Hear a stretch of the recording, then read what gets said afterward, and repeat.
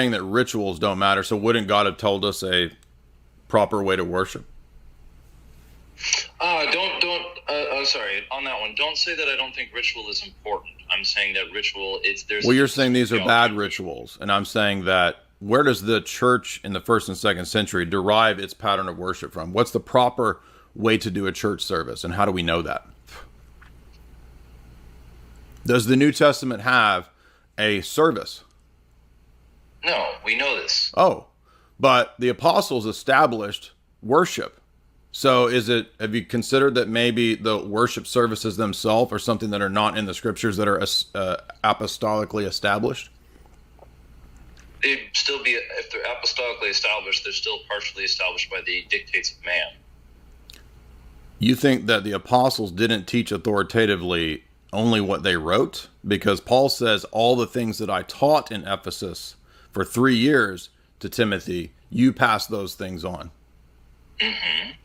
So you just told me, no, you only passed on. They were only authoritative in the written?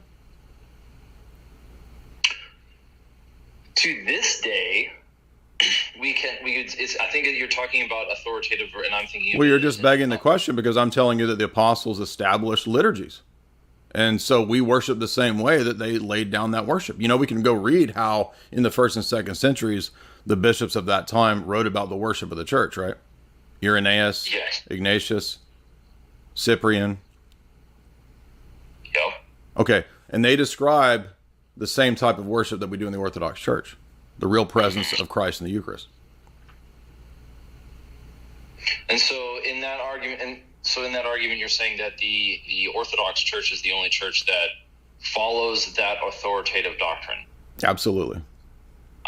So that's where, and what does that have in relation to salvific principles or salvation? Well, the Orthodox Church is the one true church, and your church is, as you just admitted, a recent invention. Well, more recent. If you're going to call it an invention, maybe that's a stretch, but I can understand the point. Well, now wait a minute. Do you have continuity with the church that I'm talking about? Yes, we do. No, you don't.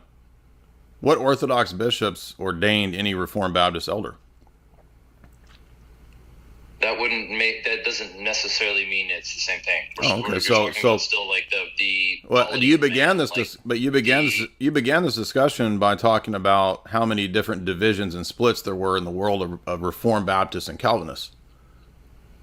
Yes, but that argument can be applied to all of Christianity. No, it can't.